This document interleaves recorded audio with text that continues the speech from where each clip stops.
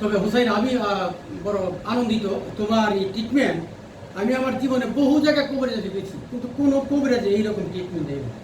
তুমি যে ব্রাহ্মণবাড়িয়া সরাইল তারা নয় যায় ইউনিয়নের বাড়ি, ওরা গ্রামে, তুমি এত সুন্দর ট্রিটমেন্ট করো। আমার ছোট ভাই হুসাইন, মৌলানা হুসাইন সাহেব, আবার ওই তুমি তো আবার ওই মাধবীতে আলহামদুলিল্লাহ হসিবের দায়িত্বে আছো।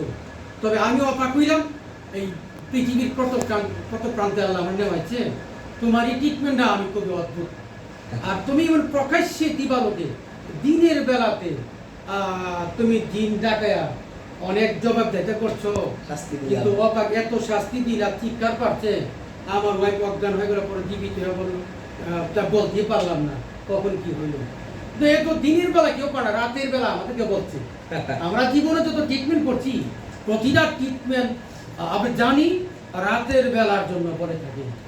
আমার কাছে কোনো রাত দিন না, 24 ঘন্টা মেশিন হাজির করতে পারি, কোনো সমস্যা নেই। তোমার আঘাতের বিনিময়ে এত চিৎকার পারছে যে জমিনার আসমানে একাধিক হয়ে যাচ্ছে। জিন্নাতের গায়ে এত চিৎকার শুনলাম, আমি আতঙ্কে। থ্যাঙ্কস তোমাকে, আমাদের ছোট ভাই, আল্লাহ পাক তোমাকে এতটুকু পর্যায়ে নিচ্ছে, আমরা গর্ববোধ করি। আগামী দিনগুলো তোমার যেন আমরা সেবা প্রদান পাই, সেবা পাই। দোয়া করবেন, বাড়িওয়ালা বাসী দোয়া চাই, আল্লাহ তাআলা যেন ইখলাসের সাথে যেন আমরা কাজ করতে পারি। অবশ্যই। আর সবচেয়ে ভালো লাগছে, তুমি যেন কওমি অঙ্গনে একজন আলেম, তুমি প্রতিটা কাজ কোরআনের আয়াত দিয়া করছো। আমার কাছে ভালো লাগছে এই ব্যাপারটা।